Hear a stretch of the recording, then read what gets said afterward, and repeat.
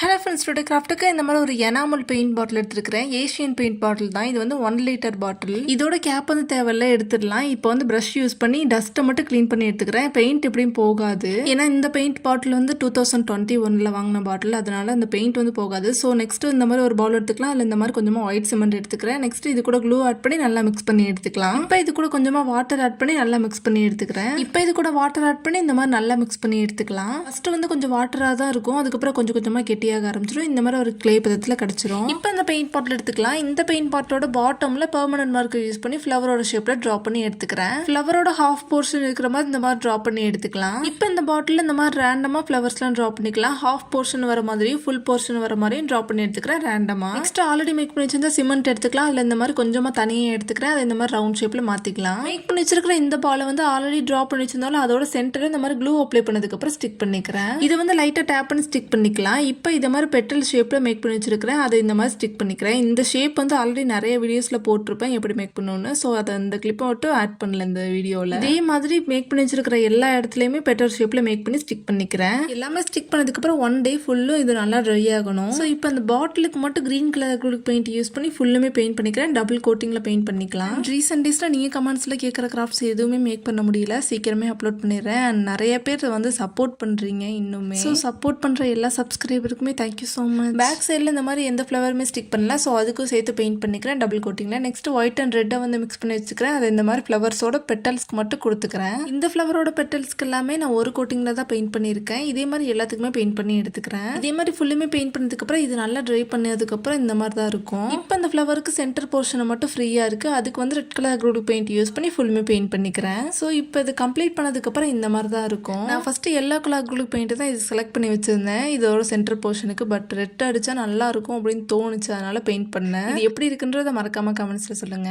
இந்த மாதிரி plan holder make பண்ற கிராஃப்ட்ஸ் எல்லாமே பிளான்டர் சீரிஸ்ன்ற பிளேலிஸ்ட் ஸ்டார்ட் பண்ணி தேவைன்றவங்க செக் பண்ணிக்கோங்க. இந்த கிராஃப்ட் உங்களுக்கு பிடிச்சிருந்துச்சுன்னா மறக்காம ஃபாலோ பண்ணிக்கோங்க. வீடியோஸ் பிடிச்சிருந்தா மறக்காம லைக் பண்ணிக்கோங்க. தேங்க்ஸ் ஃபார் வாட்சிங்.